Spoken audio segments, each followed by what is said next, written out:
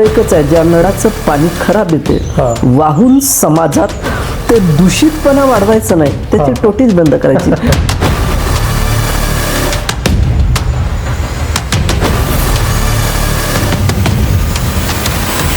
मी किती मरून जगली, मी किती वेळा उपाशी राहिली. जेव्हा नवरा जेलमध्ये होता, LLBचे पेपर होते, घरी खायला काही नव्हतं, तर 2 दिवस फक्त ते लिज्जतचे पापड होते, त्याच्यावर जगली.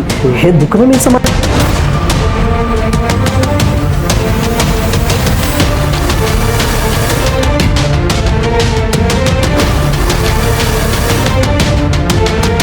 म्हणजे निवड आई वडीलच नाही आहेत त्यांनाच ठेवत नाही, तर ज्यांची परिस्थिती खराब आहे त्यांना ठेवते. एक मुलगी MBBS पास आउट झाली, दुसरा पण मुलगा या घरात राहून MBBS पास आउट झाला.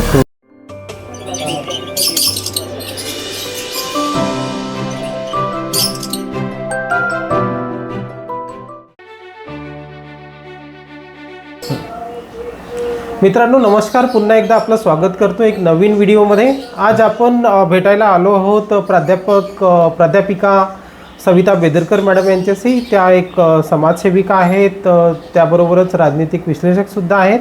तर आपण जाणून घेणार आहोत त्यांच्याकडनं त्यांच्या या प्रवासाविषयी आणि त्यांच्या अनुभवाविषयी, काय गोड आणि काय कटू अनुभव त्यांच्या जीवनात आहेत, ह्या सर्व गोष्टींविषयी आपण चर्चा करणार आहोत. तत्पूर्वी मॅडम मी तुम्हाला विनंती करतो की आपण एक छोटा परिचय आमच्या प्रेक्षकांसाठी द्यावा आणि नंतर आपण चर्चेला सुरुवात करूया. मी सविता बेदरकर, माझं शिक्षण आहे MA हिंदी मराठी, PhD आहे, नेटसेट आहे, LLB आहे आणि BJ आहे. अच्छा. तर पण या शिक्षणाचा जेवढा माझ्या वैयक्तिक आयुष्यात जो फायदा व्हायला पाहिजे तो फायदा झाला नाही असं मला पुष्कळदा जाणवतं. कसं म्हणजे जाणवतं याच्यासाठी की आपण नोकरी मिळवू शकलो नाही. अच्छा. कारण सिनियर कॉलेजचा जर विचार केला आपण तर सिनियर कॉलेज संस्था चालकांचे असतात, बरोबर. तिथं आपल्याला वशिला बरोबर लावता आला नाही. कारण तुमचा राजकीय बॅकअप असल्याशिवाय किंवा तुम्ही घरून अतिसंपन्न असल्याशिवाय नोकऱ्या मिळवणं सहज नाही. बरोबर. आणि दुसरं माझा बोलघवडा स्वभाव, म्हणजे दुसरं त्याला आपल्याला असं म्हणता येईल स्पष्ट वक्तेपणा, हा सुद्धा माझ्या एकंदर करिअरसाठी मार्ग ठरला. दुसरं व्यवस्थेसमोर झुकणं नाही, तर तो एक मार्ग ठरला. आणि जास्त टॅलेंट, हा अति टॅलेंट, म्हणजे चांगलं शिकवणं आहे, चांगलं बोलणं आहे, याच्यामुळे आपण बॅकफूटवर फेकल्या गेलो. हे मला नेहमी जाणवतं. ही अतिहुशारी नसती माझ्यामध्ये तर सगळ्या गोष्टी आयुष्यात सहज मिळाल्या असत्या. जर तुम्ही चांगलं शिकवता तर तुम्ही बाकीच्यांच्या डोळ्यामध्ये खटकता. तुम्ही चांगलं बोलता, बाकीच्या डोळ्यात खटकता. तुम्ही चांगलं काम करता, चांगलं लिहिता, तर बाकीच्यांना हे पटत नाही. बरोबर. आणि या व्यवस्थेला पटत नाही, प्रस्थापितांना पटत नाही, आणि ते तुम्हाला सहज बाजूला काढते. जशी दुधातून माशी काढावी तशी. तर मॅडम मला सांगा, ह्या आपल्या सामाजिक कार्याची सुरुवात आपण कुठून केलीत? म्हणजे कसं? नाही, ॲक्च्युली कसं, माझी पिंपळगावची जॉईंट फॅमिली होती. मी माहेरचं सांगते. त्याच्यात मी 3ऱ्या-4थ्या वर्गात तिथं नोकर होते, म्हणजे गाई म्हशी असायच्या खूप, आणि नोकर होते. तर त्याच्यातले 2 नोकर जे होते, म्हणजे मुलं जे होते, त्यांना आई वडीलच नव्हते, तर माझी आजी त्यांना लेकराप्रमाणे सांभाळायची. तर काही झालं का तो म्हणजे माझी आजी जेव्हा मरण पावली तर ते अक्षरशः आम्हाला माईप्रमाणे सांभाळलं म्हणून ढसाढस. लहान पोरच होते, जे माझ्यापेक्षा 4-5 वर्षानं मोठे. बरोबर. त्यांच्यासोबतच मी राहायची. तर त्यांच्या हे पण तेव्हा काय आपल्याला समज नव्हती, आणि त्या ह्याच्यातून जॉईंट फॅमिली असल्यामुळे साहजिकच सगळ्यांच्या सुखदुःखात, म्हणजे माझे वडील एवढूसा जरी चिवडा आणायचे, केंद्रप्रमुख होते, पहिले टीचर होते, मग प्रमोशन झालं तर ते सगळ्यांना वाटून दे म्हणून सांगायचे.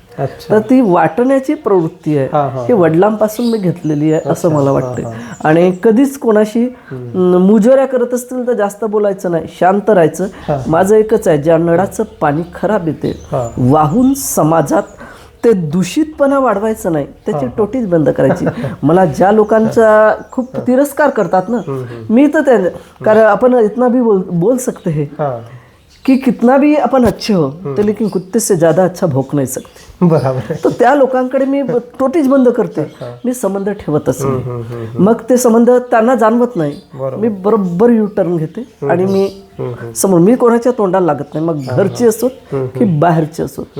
खूप अंगावर आलं, मग खूपच अंगावर आलं तर पूर्ण शिंगावर घेतल्याशिवाय ठेवत नाही.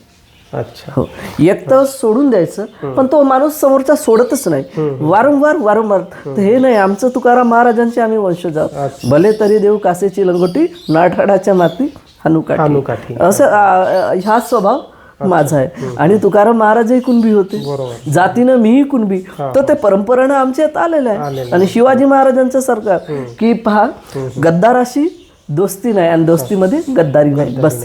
अच्छा.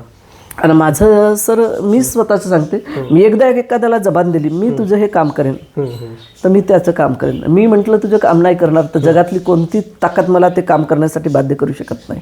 फक्त एकच, जे बोलूंगी तर एक जबान बोलूंगी, झूठ बोलूंगी नाही, चोरी चकाटी करूंगी नाही जिंदगी. लोक पंचशील सांगत असतील, मी पंचशील माझ्या आयुष्यात जगते, आचरणात तुम्ही. हो, माझ्या आयुष्यात जगते. लोक बुद्ध सांगत असतील, बुद्धाची करुणा मी माझ्या आयुष्यात भिनवलेली आहे. बरोबर. आणि म्हणून मला असं वाटते, सांगण्यापेक्षा स्वतःच्या कृतीवर जर जास्त भर दिला तर अनेक प्रॉब्लेम्स आपोआपच सॉल्व्ह होतात. लोक भाषणं खूप चांगले देतात, भाषणं जगत नाही, हाच बेसिक प्रॉब्लेम आहे. बरोबर. तर मॅडम, मला एक सांगा की आता हा जो समाज आहे ना, याच्यात दूषितपणा खूप आलेला आहे. असा तुम्ही आपला अनुभव सांगितला, तर आपल्याला काय वाटते, याला आत्ताच्या परिस्थितीमध्ये म्हणजे दूषितपणाकडून एक स्वच्छपणाकडे घेऊन जाता येईल का? काय वाटते तुम्हाला? डॉक्टर बाबासाहेब आंबेडकर म्हणतात, एखाद्या समाजाची प्रगती होत असेल कशी मोजावी, तर स्त्रियांच्या प्रगतीवर मोजावी. आज जर जे आई आहे, मला असं वाटते मुलांसाठी संस्कार केंद्र काढू नयेत, आई आणि बाबांसाठी संस्कार केंद्र काढावीत. मुलं जन्माला घालणं जनावरासारखं फार सोपं आहे, पण त्या मुलांवर संस्कार करणं हा अत्यंत कठीण काम आहे. राम नाम जपना न पराया माल अपना, असे आई वडील शिकवत असतील तर पोरं कुठून घडणार आहेत? म्हणजे मी माझ्या घरचा कचरा शेजाऱ्याच्या घरासमोर टाकत असेल आणि स्वच्छतेचं नाटक करत असेल तर माझ्या झाडण्याला काय अर्थ आहे? मी मग त्याच्यात चुकते कुठं? आई. मी म्हणते ना, माझा मुलगा चुकत असेल तर मदर इंडिया मधली आई मला आवडते. पोरगा ऐकत नाही तर मी असं नाही म्हणत का गोड्याचं मारा म्हणून, पण मग ते हातामध्ये चाप घेते. तिला माहित आहे का माझ्या पोराची खूप चुकी नाही आहे, तरी सुद्धा त्या पोरीची इज्जत वाचवण्यासाठी हातामध्ये चाप घेते. ज्या दिवशी ह्या आईनं शिवाजी महाराजांसारखे संस्कार केलं, शत्रूची का स्त्री असते ना, तिचा सन्मान केला पाहिजे, जी आमच्या महाराजांची शिकवण होती. प्रत्येक स्त्रीचा आदर केला पाहिजे, ती स्त्री कोणाची असो, ती आई असो, बहीण असो, लेक असो. बरोबर. हे जोपर्यंत आम्ही शिकवणार नाही, आणि हे संस्काराची मूस जर खऱ्या अर्थानं कोण बनवत असेल, आई.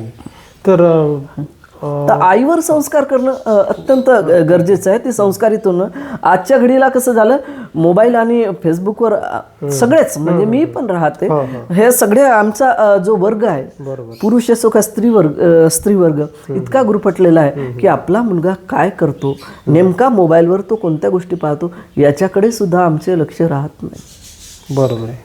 आणि नको त्या वयात, आज इंटरनेटने इतकं मोकाट केलेलं आहे, नको त्या वयात नको त्या गोष्टी मुलांसमोर आणल्यानंतर ठीक आहे, मी माझ्या घरी संस्कार करेन, पण समाज 20% तो इथलं घेईल, पण 80% समाज जो आजूबाजूला मित्रमंडळी कुठं आपण थांबवणार आहोत. आणि म्हणून पहिल्यांदा या देशातली आई दुरुस्त झाल्याशिवाय, मी असं नाही म्हणत काय बिघडली आहे, आई समजदार झाल्याशिवाय समाज समजदार होणार नाही. तर गेली कित्येक वर्ष आपण या गोष्टीसाठी म्हणजे लढत आहात आणि समाज जागृती आपण करत आहात. तर आपल्या ह्या एकंदर प्रवासामध्ये आपल्याला काही अडचणी येतात, म्हणजे काय सांगाल तुम्ही? हो, म्हणजे अडचणी म्हणजे अनेक अडचणी. ज्या अडचणी आल्या तर कदाचित या गोंदिया जिल्ह्यातील किंवा विदर्भाच्या कोणत्याही स्त्रीच्या वाट्याला आलं नसल, असं नरकप्राय जगणं माझ्या वाट्याला आलं. सरळ बोलते मी, नरकप्राय जगणं. आणि मला कोणत्या गोष्टीत आडपडता ठेवणं आवडत नाही. मी मोकळी पुस्तक असते ना, त्या पुस्तकीसारखं मी माझं आयुष्य ठेवलं. घरातूनही अडचणी आल्या. घरातून अडचणी कसं, मी जॉईंट फॅमिलीतली, बरोबर. यांच्याकडे एक यांचं सोडून बाकी शिक्षणाच्या नावानं घोच होता पूर्ण. तर त्याच्यामुळे एक शिकलेली बाई जर तुमच्या घरात आणलं तर मी सरळ म्हणते, आज सायकल फिरवताना शिकलेली बाई, तर घरचे कोणीच तिला एक्सेप्ट करायला तयार नाही. बरोबर. आणि मग त्याचा प्रचंड त्रास मला झाला. आणि शेवटी मग जेव्हा माझ्या नंदेनं घर, आम्ही दोघांनी विकत घेतलेलं घर आपल्या नावावर केलं, तर मग आम्ही एक बिस्तरा घेऊन घराच्या बाहेर पडलो. हा झाला कौटुंबिक त्रास. त्याच्यात माझे 2दा अबॉर्शनही करावं लागले. म्हणजे परिस्थिती अशी आत आली की मी माझं जगणं तिथं संपलंय का, म्हणजे अशी परिस्थिती निर्माण झाली. मग बिस्तरा घेऊन निघालो. पण माझ्या माहेरच्या लोकांनी खूपच मोठी मला मदत केली. मी आज जे उभी आहे किंवा माझे जे घर आहे ते माझ्या वडिलांनी जसं लग्न झाल्यानंतर 7.5 एकर जमीन घेऊन दिली होती. ती जमीन मी 2012-13ला विकली आणि त्याच्यामुळे हे घर झालं. कारण घर त्यांनी आपल्या नावावर केलं होतं, तर मी काही करूही शकत नव्हती. आणि बाहेरच्या लोकांशी भांडू शकतो, घरात काय कोर्ट कचऱ्या करणार आहोत, ती आमची प्रवृत्ती नाही. आणि माझ्या वडिलांनी तिकडच्या ह्याचं केलं होतं, मी निघून गेलो. मी म्हटलं ना, टोटी बंद करून टाकते, मी काही बोलले नाही. पण त्यांचं येणं जाणं चालूच होतं. मग माझी सासू आजारी पडली, त्यावेळेसही मी पूर्ण केलं. तर त्यांचं म्हणणं होतं की अर्धा हिस्सा तुला घराचा देऊ. मी त्याच्यात बहीण भावाच्या याच्यात कधी पडले नाही. पण ते आता म्हणतात की आता प्लॉटची किंमत वाढली. ते घर दोघांनी आम्ही मेहनतीने घेतलेलं होतं, सासरची काही प्रॉपर्टी नाही. ते म्हणतात आता आम्ही नाही देणार, काय करणार आहोत काय. ज्यांनी आता माणुसकीच सोडली रिश्त्याची, ज्यांना एकुलता एक भाऊ जर नजरेसमोर येत नसेल, मी त्या रिश्त्याचं काय करणार आहे. म्हणजे आम्हाला कधी माझ्या आयुष्यात असं वाटलं नाही. मी माझ्या भावाचा संसार फुलावा म्हणून आम्ही प्रयत्न करतो, आमच्या वहिनीला त्रास न, पण त्याच्या उलट आयुष्य माझ्या वाट्याला आलं म्हणून मी माझ्या वहिनीला त्रास देईन का, नाही. ही माणुसकी आहे. आजही मी गेलो तर माझी वाट पाहत राहतात, माझी भाची असो, माझी वहिनी असो, माझा भाऊ असो. आणि माझ्या सगळ्या एकंदर जडणघडणीच्या मागे माझ्या भावाचा मोठा हात. माझा भाऊ पशुसंवर्धन याच्यामध्ये जॉईंट सेक्रेटरी आहे. प्रत्येक गोष्टीसाठी म्हणजे मी अत्यंत अडचणीत जगलेली आहे, तर तो पैशाची मदत करतो. जे 3 वर्ष, सरळ सांगते, 3 वर्ष माझा नवरा नक्सल समर्थक म्हणून जेलमध्ये पोलिसांनी टाकलं. तर त्यावेळेस सुद्धा तुम्हाला टाकायचा हा भाग टाका, नाही तर काढा. त्यावेळेस सुद्धा माझ्या भावानं 10,000-15,000 रुपये मंथली पाठवलं. आणि मी इथं राहिली, किरायाच्या घरात राहिली. त्यावेळेस लेकरूही नव्हतं आणि सगळ्यांचे टोमणे खात, धक्के खात राहिले. जे असं असते ना, बाईचा नवरा दारू पिणारा असला तर समाज तिला बोलतो, बाईच्या नवऱ्याला कमी जास्त झालं तर समाज कोणाला बोलतो, कावड्याच्या चोचीनं. म्हणजे माझा काय दोष. मला त्या अवधीत मला नोकरीतूनही काढून टाकण्यात आलं. कावड्याच्या चोचीनं समाजानं माझ्या घावावर चोची मारण्याचंच काम केलं, जखमा केल्या. पण घरच्यांनी साथ नाही दिली. एक फक्त भाऊ सोबत उभा होता आणि मला इथून नेलं नाही पाहिजे म्हणून मी त्यावेळेस LLB-ला ऍडमिशन केलं. आणि 3 वर्षात माझं LLB आणि BJ पूर्ण झालं. मग त्याच्यानंतर सुटले. तर परत आता त्रास तर होणारच आहे सगळ्या गोष्टी परत उभं करण्याचं. मग करायचं काय, काही उपाय नाही, राहायला घर नाही. आणि असा प्रकार झाल्यामुळे लोक किरायानं घर देत नव्हते. मग मी माझ्या वडिलांनी जी दिलेली होती ती जमीन विकली. आणि जमीन विकल्यानंतर हे घर घेतलं आणि परत त्या पैशातून टेमणीला परत जमीन घेतली. आणि ह्या काळ्या आईनं मला पोसलं, मला जिवंत ठेवलं. नाहीतर आज पैशाविना मी मातीत पूर्ण मिळून गेली असते. खायचं कुठून. मी एवढ्या विपरीत परिस्थितीत, नवरा जेलमध्ये होता तर मी जमीन नाही विकली, तिला सांभाळलं, तिनंच मला पोसलं. आणि मग आज हे सगळं सुरळीत चालू झालं. म्हणजे जमिनीच्या साह्यानं मी स्वतःचा एका काय धरित्रीनं दुसऱ्या धरित्रीचा विकास करण्यास मदत केली. तर अशा प्रकारच्या अडचणी आपल्याला. हो, ते तर आली एक अडचण.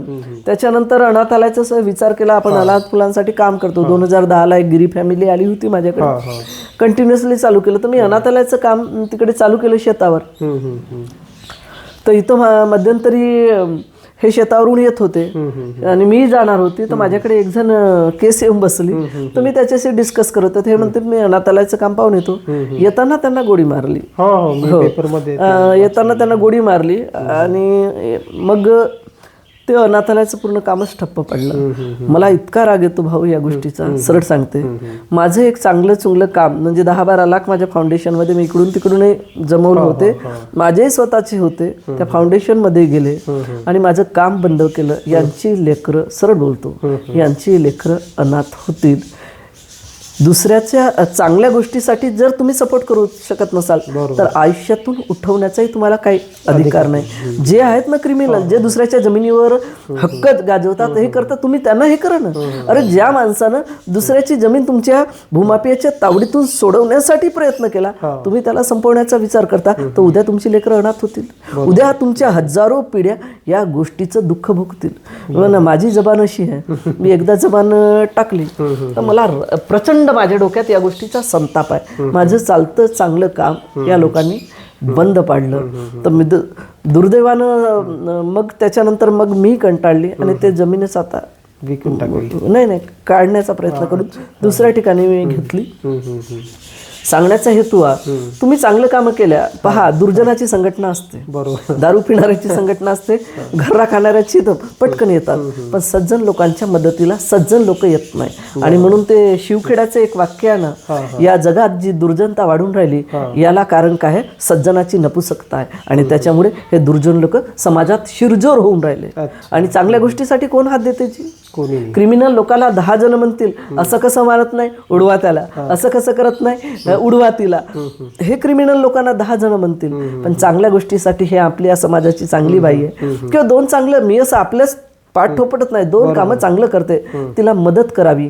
कोणी मला त्यावेळेस किरायाचा रूम नव्हतं देत सरजी, मला बहुत धक्के लागले आणि या गोष्टीच्या जखमात मी आयुष्यभर माझ्या काळजात गोंदवून ठेवलेले आहे. मी कसं हे करीन, आता कोणी किती हेल्प पाडत असतील, पण माझे जे गेलेले दिवस तुम्ही परत आणू शकता का? माझं जे गेलेलं आयुष्य आहे तुम्ही मला परत मिळवून देऊ शकता का? नाही.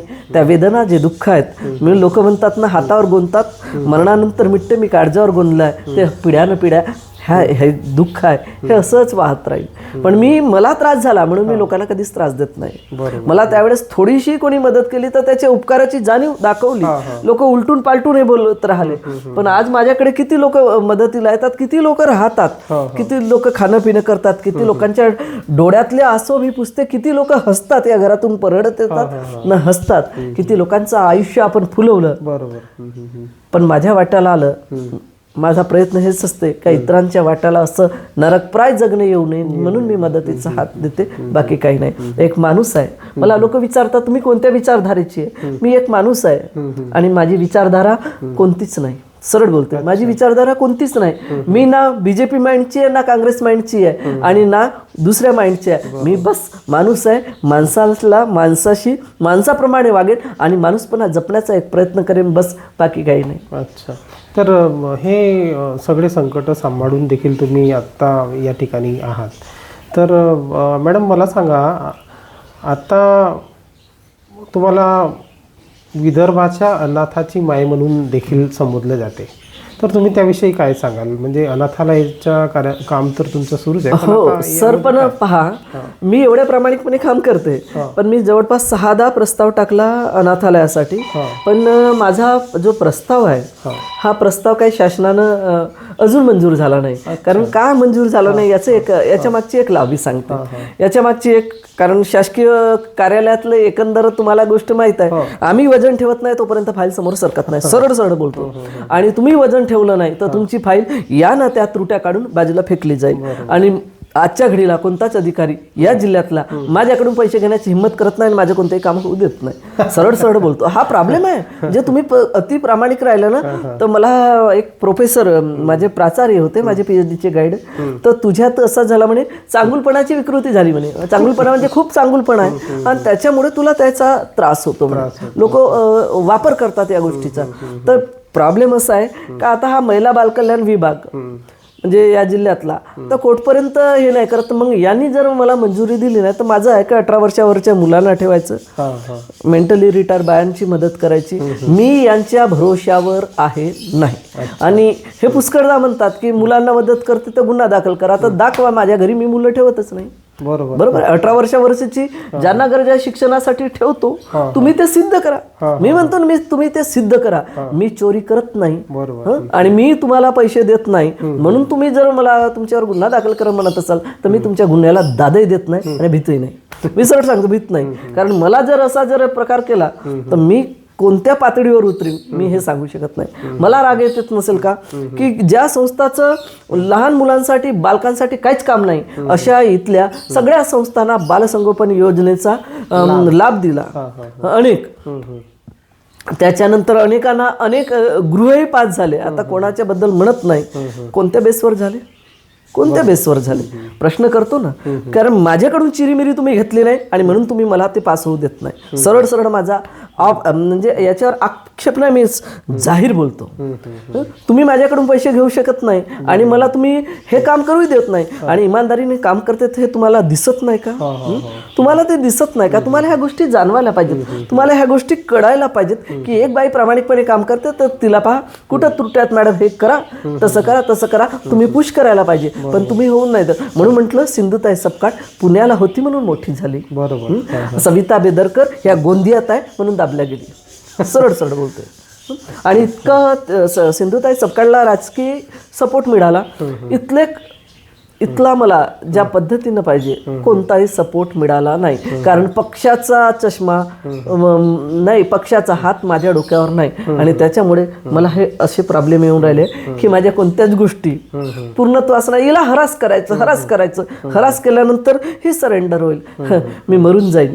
मी सांगते, मी एक जबानी आहे, मी मरून जाईन पण कधी व्यवस्थेच्या समोर सरेंडर होणार नाही. बस मी संपवून टाकेन स्वतःला. कारण मी स्वाभिमानानं जगलो आणि स्वाभिमानानंच मरणार आहे. मला हा मधला मार्ग माहित नाही. बरोबर. आणि आपण वाईट थोडी करतो. मी माझ्या घरचा माझ्या LICचा 90% पैसा मी माझ्या लेकरांसाठी खर्च करते. कोणी वाढदिवसाला दिलं, कोणी एखाद्या गोष्टीसाठी पैसे दिले ते गोळा करते आणि त्याच्यात तुम्ही लोक म्हणतात की हिशोब देत नाही. मी माझ्यावर आक्षेप काय काय होतात. सविता बेदरकर का तो अच्छा आहे, घर भी चलता है, नाम चलता है. मग मी म्हणतो यांना मी मनाई केली का? यांनी घर चालवावं, यांनी नाव कमवावं जे आपण करणार नाही आणि दुसऱ्याला फक्त काळ्या करते. कारण त्या हाईटपर्यंत पोहोचण्याची तुमची लायकी नाही म्हणून तुम्ही काय करता, बरोबर, फक्त बोटं दाखवता.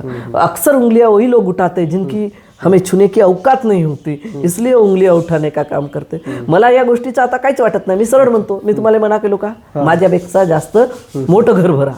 मी भरतो ना. म्हणजे बुंदीचे लाडू मी दिवाळीच्या वेळेस बुंदीचे लाडू किंवा नाश्ता. आता हा घरात भरणारा प्रकार किती असेल का? बुरची लागते. आपण 2-3 दिवस नंतर त्याला बुरची लागणार नाश्त्याला. एवढी तर लोकांची मानसिकता आहे. अच्छा है, घर भी चलता है, नाम भी चलता है. तो मैंने किसी को मना नहीं कि लोगों ने घर भी भरना चाहिए, लोगों भी ने नाम भी करना चाहिए. खुद करेंगे नहीं जिंदगी भर उंगलियां उठाने का. मला काही फरक पडत नाही. काही लोक म्हणतात हिशोब देत नाही आहेत. काही लोक म्हणतात हिशोब देत नाही. माझ्या घरी लेकरं मी ठेवीन, मी त्यांना मदत करीन, मी सगळंच करीन आणि हिशोब गावातल्या चोरांना का देईन? आणि त्या चोरांना देईन ज्यांनी कधीच मदतीचा हात मला दिला नाही. या चोरांना मी जे हे करतात बा तुम्ही या, हे इतकं झाले, हे तितके झाले, याच्यातून मला 1-2 लाख माझ्या अकाउंटमधून काढते. याचा हिशोब मी कोणाला देऊ? ह्या मुलांचा जो खर्च येते घरी राहतात त्याचा हिशोब मी कोणाला देऊ? त्याच्यासाठी वर्षभराचं नाही म्हटलं तरी आज विलांच्या एरियात रूमचे तर 10,000 असतील वरच्या. माझे 10,000 मी वाचवलं तर 1,20,000 असेच होते. हे समजत नाही. खाण्या खर्चाचं तर असेल बाकीचं.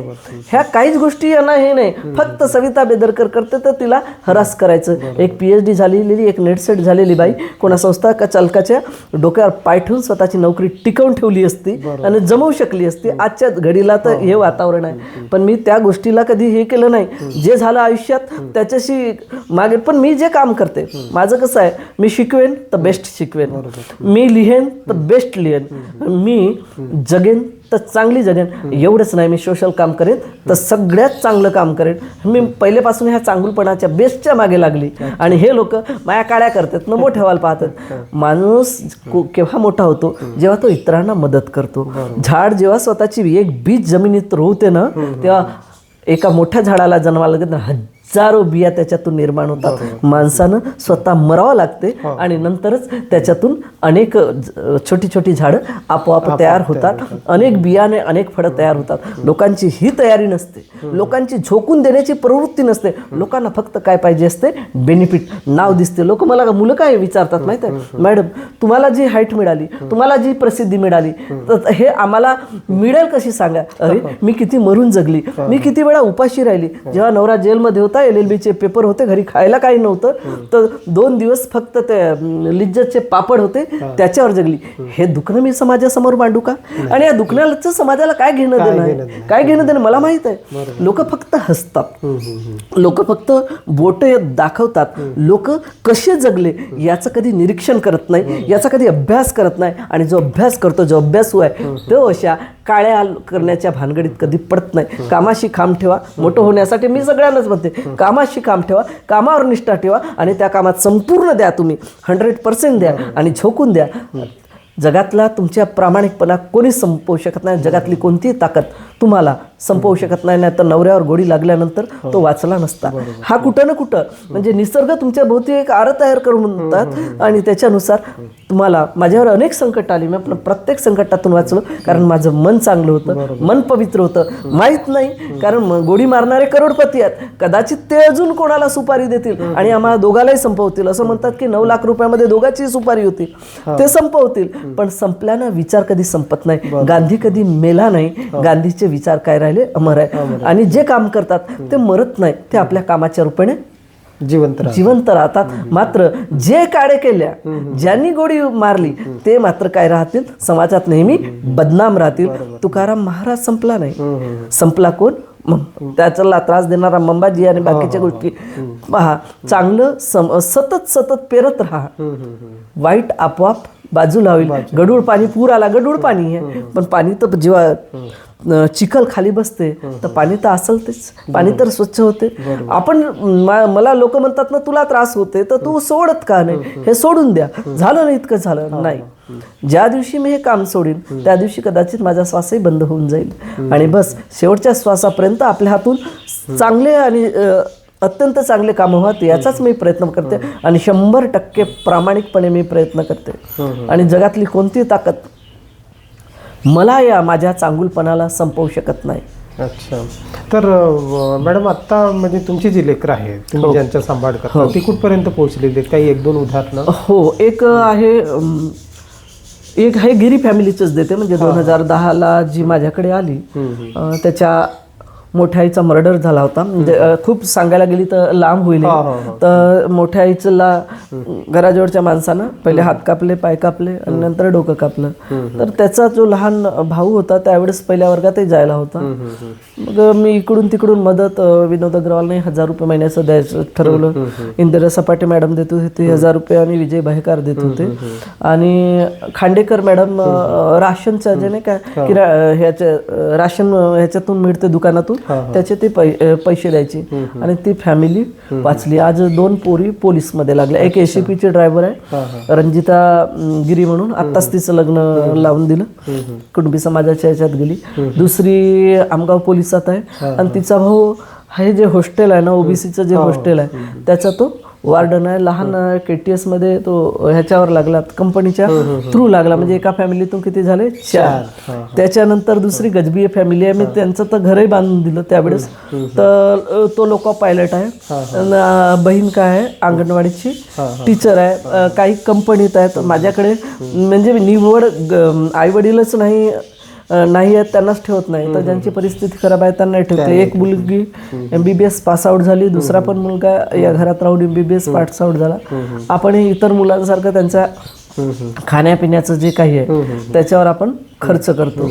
आता एक मुलगा आहे, तो पोलीस भरतीची तयारी करून राहिला. त्याच्या बहिणीच्या डिलेव्हरीचं सध्या चालू आहे. म्हणजे आपण रस्त्यात सोडत नाही. ज्याप्रमाणे बाकी लोक 18 वर्षाचं झालं का सोडून देतात, तर हा प्रकार नाही करत मी.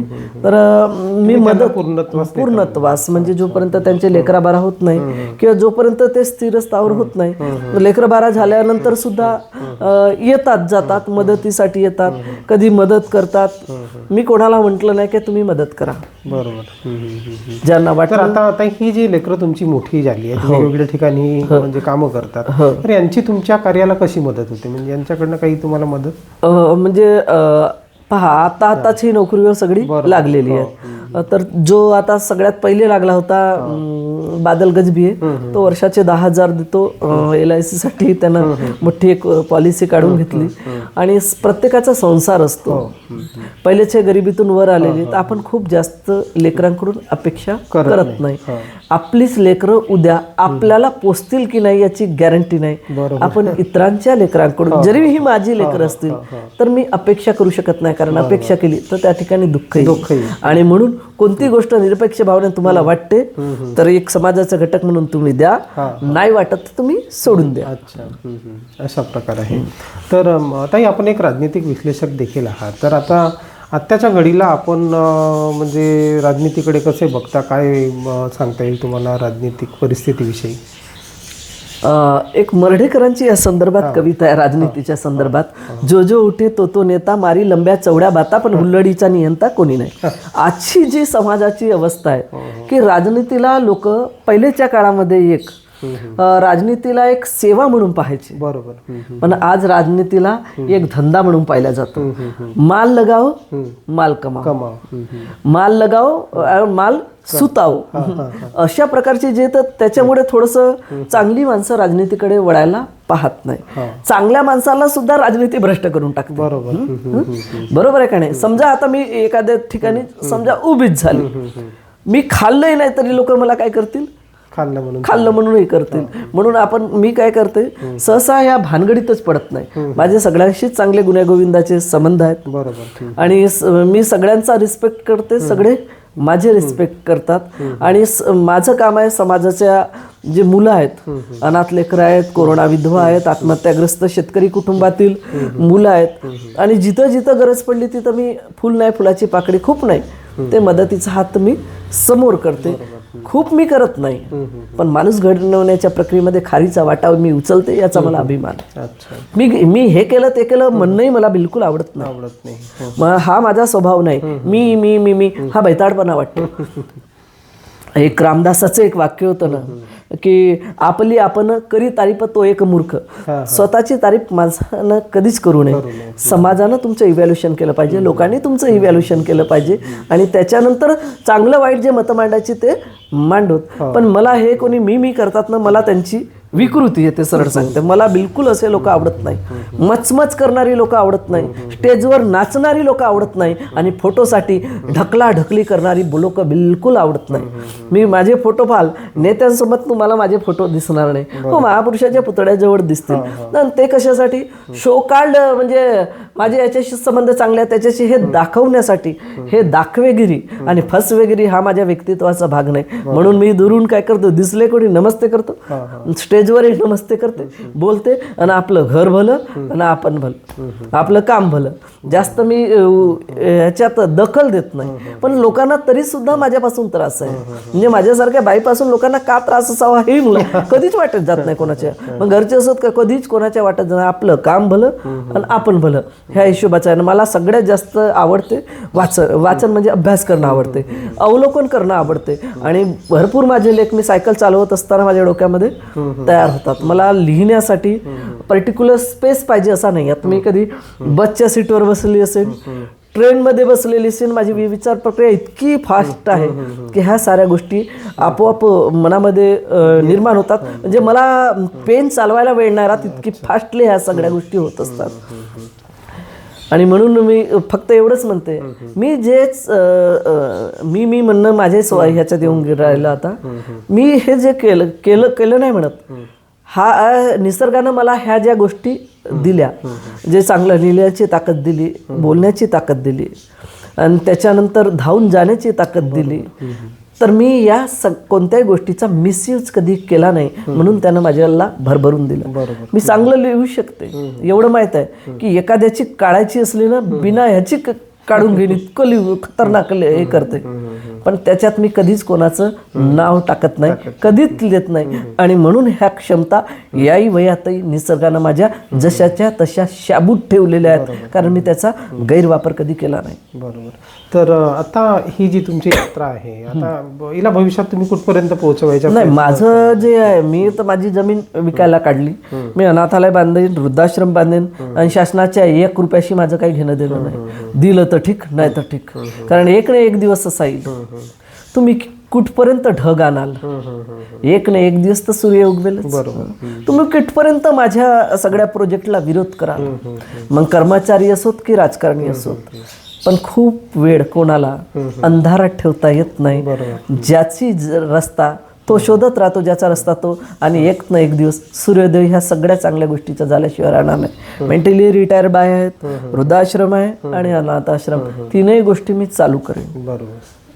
तर ताई, तुम्ही आता एक शेवटचं तुम्ही आजच्या तरुण पिढीला आणि विशेषतः महिलांसाठी आपण कार्य करता, त्यांना काय संदेश आपल्याला द्यायचा आहे या पॉडकास्टच्या माध्यमातून?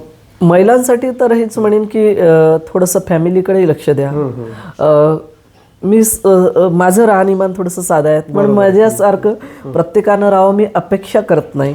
बाहेर जाताना थोडंसं एकंदर आपला पेहराव कसा असावा, आपली भाषा कशी असावी, आपलं वागणं कसं असावं, याच्याबद्दल थोडासा खूप जास्त नाही, मी प्रत्येकाला म्हणत नाही, सगळ्यांनी व्यवस्थित राहावं. व्यवस्थित राहणं भारतीय घटनेने आम्हाला अधिकार दिलेला आहे, पण त्या मिळालेल्या स्वातंत्र्याचा मिसयूज करू नका. आणि तरुणाई आजकाल ह्याच्यामध्ये मोबाईलमध्ये म्हणा किंवा व्हॉट्सअप किंवा इंटरनेट आणि बाकीच्या गोष्टीमध्ये जी गुंतलेली आहे, तर ह्या गुंतलेल्या तरुणाईनं थोडंसं वाचनाकडे लक्ष द्यावं, कारण वाचन मनुष्याचं वर्तन सुधारते. आणि वाचन वर्तन सुधारल्यानंतर हे वर्तन जेव्हा सुधारते तर त्यावेळेस माणसाचा विकास, बुद्धिमत्तेचा विकास होतो. आणि विकसित झालेला माणूस कोणाच्या समोर नतमस्तक होत नाही, कोणाचा कधी हस्तक होत नाही. तर वाचनावर लक्ष केंद्रित करावं.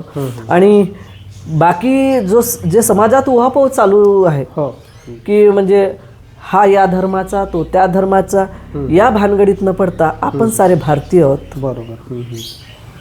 आणि आपण या भारत मातेची सारी लेकरं आहोत, म्हणून एकोप्यानं आणि गुण्यागोविंदानं राहावं, असं मला वाटतं. एकाची कविता होती कि मजहब नहीं सिखाता आपस में बैर रखना, हिंदी हम वतन हिंदोस्ता हमारा.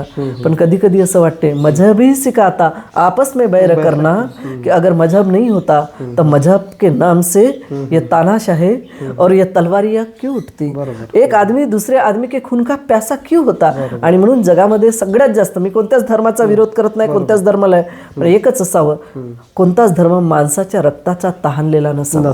बस त्यानं माणूस पण जपावं. आणि तरुणांनी सुद्धा या बाकीच्या भानगडीत पडण्यापेक्षा आपल्या करिअरवर लक्ष द्या, आपल्या अभ्यासावर लक्ष द्या, आपल्या घरावर लक्ष द्या, आणि घरासोबत मग समाजावर लक्ष द्या.